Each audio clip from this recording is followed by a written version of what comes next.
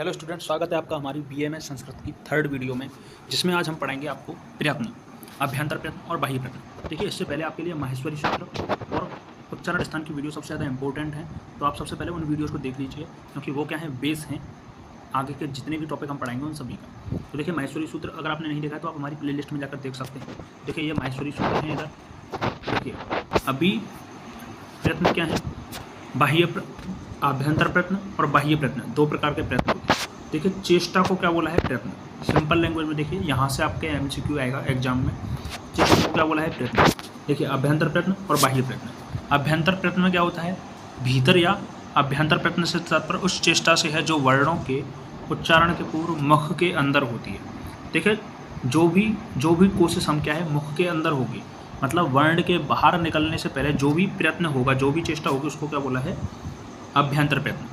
तो देखिए, अभ्यंतर प्रयत्न कितने प्रकार के होते हैं, 5 प्रकार के। तो देखिए, आपको इन सभी के सूत्र याद रखने हैं और उसके अंदर कौन कौन से वर्ण आते हैं वो याद रखने हैं। देखिए, पहला है स्पष्ट। स्पष्ट में आते हैं का से माँ तक के वर्ण, मतलब क वर्ग, जितने भी 5 वर्ग हमने पढ़े थे उन सभी के वर्ण आते हैं इसके अंदर। देखिए, इसको आपको सूत्र याद रखना है, स्पष्ट, स्पृष्टम प्रयत्नम स्पर्शनानाम, स्पृष्टम प्रयत्नम स्पर्शनानाम। फिर देखिए, ईषत स्पृष्ट। ईषत स्पृष्ट में क्या है, थोड़ा स्पर्श करे या छुआ जाए। तो इसके अंदर कौन कौन से वर्ड आते हैं, या वा रा ला, ये आपको याद रखना है, यड़ वाले जो हैं। तो इसके देखिए अंदर इसका जो सूत्र है, ईषत स्पृष्टम अंतः स्थानम। फिर देखिए, आपको क्या याद रखना है, विव्रत। विव्रत में क्या आते हैं, विव्रत देखिए थोड़ा सा मुख क्या रहता है, खुला हुआ रहता है, उस टाइम पे जो वर्ण निकलेंगे मुख बाहर। तो इसका सूत्र क्या है, विव्रतम स्वराणाम। फिर देखिए, ईषत विव्रत। ईषत विव्रत में क्या आते हैं, जीवा को थोड़ा कम उठाना और खुला हुआ रहता है। देखिए, इसके अंदर आते हैं सल प्रत्यार, मीन्स सा षड़ा सा हा, ये क्या है, ईषत विव्रत। फिर देखिए, फिर आता है संव्रत। संव्रत वर्ण। संव्रत में क्या आता है, ह्रस्व आ का प्रयत्न संव्रत होता है, बस एक इसके अंदर आता है ह्रस्व आ, सिर्फ और सिर्फ। इसका सूत्र क्या है, ह्रस्वस्य अवर्णस्य प्रयोगे संव्रतम। तो देखिए, यहाँ से आपके एमसीक्यू आएगा और ये आपके लिए इम्पोर्टेंट। फिर देखिए, लास्ट में समरी क्या है इसकी, अभ्यंतर प्रयत्न कौन कौन से हैं, स्पष्ट में आते हैं का से माँ वर्ग तक जितने भी 25 वर्ण हैं वो आएंगे। फिर आता है ईषत स्पष्ट। ईषत स्पष्ट को क्या बोलते हैं, अंतस्थ, या व या र ल व, यण प्रत्याहार के वर्ण। फिर देखिए, ईषत विव्रत, स षड़ा सा हा, सल प्रत्याहार। देखिए, आपको प्रत्याहार तभी समझ में आएंगे जब आप हमारी माहेश्वरी सूत्र की वीडियो देख लेंगे, तो आप प्ले लिस्ट में जाकर माहेश्वरी सूत्र की वीडियो देख सकते हैं। फिर आता है विव्रत स्वर। उसमें कौन कौन आते हैं, आ, ई, उ, री, लृ, ए, ओ, ए, ऐ, औ, अच्छा प्रत्याहार के वर्ण।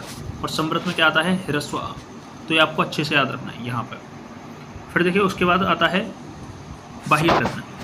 बाह्य प्रयत्न में देखिए, वर्ण बाहर निकलने लगते हैं। बाह्य प्रयत्न में बाहर आ गए वर्ण, अभ्यंतर प्रयत्न में अंदर थे वर्ण। तो देखिए, ये कितने प्रकार के होते हैं बाह्य प्रयत्न, 11 प्रकार के। यहाँ से आपका एमसीक्यू आएगा, उसी हिसाब से आपको ये चैप्टर पढ़ना है। देखिए, व्यवहार, संवार, श्वास, नाद, घोष, अघोष, अल्प प्राण, महाप्राण, उदात्त, अनुदात्त, स्वरित। फिर देखिए, अभी हम क्या देखेंगे, व्यवहार, श्वास और अघोष।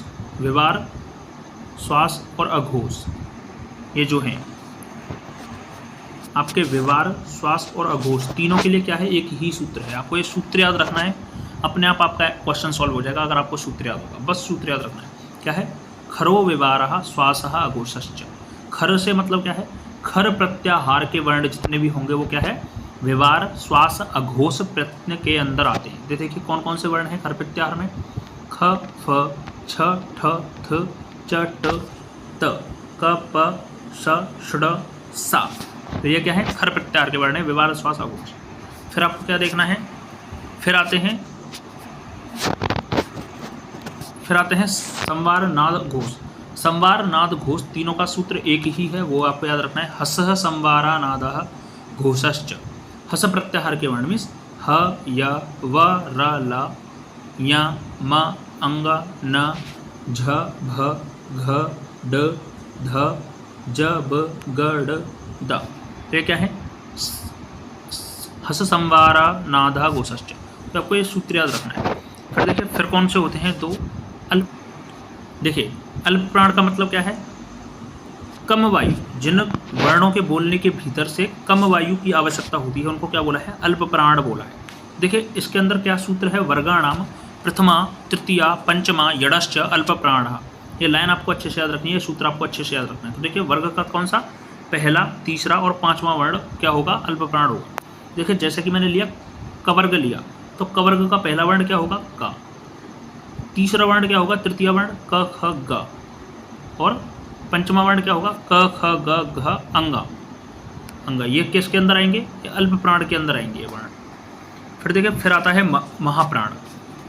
महाप्राण देखिए महाप्राण में क्या होगा, महाप्राण में आएगा दूसरा और चौथा वर्ण, दूसरा और चौथा वर्ण। इसका सूत्र क्या है, इसका सूत्र है वर्गाणाम द्वितीय चतुर्थ सलश्च महाप्राण। इस सूत्र आपको याद रखना है। तो देखिए इस सूत्र के अकॉर्डिंग क्या है कि वर्ग का दूसरा वर्ण, क वर्ग का दूसरा वर्ण क्या होगा, ख। चतुर्थ वर्ण क ख ग घ। इसी तरीके से तवर्ग लें तो तवर्ग का दूसरा वर्ण क्या होगा, त थ। चौथा वर्ण क्या होगा, त थ द ध। तो इस तरीके से पांचों वर्गों के दूसरा और चौथा वर्ण जो होगा वो महाप्राण में आएगा। और सलश्च मीन्स सल प्रत्याहार, सल प्रत्याहार के जितने भी वर्ण होंगे कौन कौन से, स ष स ह, ये किस में आएंगे, महाप्राण में आएंगे। तो देखिए आपको अच्छे से क्या याद रखना है, आपको क्या समझना है, आपको देखना है। देखिए कि वर्ग का पहला, तीसरा और पांचवें वर्ण में तो आएगा आभ्यंतर प्रश्न इन, और दूसरे और चौथे वर्ण में क्या आएगा, बाह्य प्रश्न आउट वाला। तो हमारे पास 5 वर्ग हैं, पांचों वर्ग का क्या है, पांचों वर्ग का आपको देखना है पहला, तीसरा, पांचवा वर्ण जो भी होगा वो आभ्यंतर प्रश्न में, और दूसरा और चौथा जो होगा वो बाह्य प्रश्न के अंदर आएगा, सॉरी वो महाप्राण के अंदर आएगा। फिर देखिए ठीक है, संवार नाद घोष और विवार श्वास अघोष, इन दोनों के साथ अल्प प्राण या महाप्राण में से कोई एक होगा ही होगा। इस तरीके से 4 कंडीशंस बन सकती हैं, ये आपको अच्छे से याद रखना है। ये आपकी वीडियो यहाँ पर खत्म होती है। अगर आपको वीडियो अच्छी लगी तो लाइक कीजिए, और ऐसे ही संस्कृत की रिलेटेड वीडियोज़ के लिए और BMS से रिलेटेड वीडियोज़ के लिए आप हमारे चैनल को सब्सक्राइब कीजिए।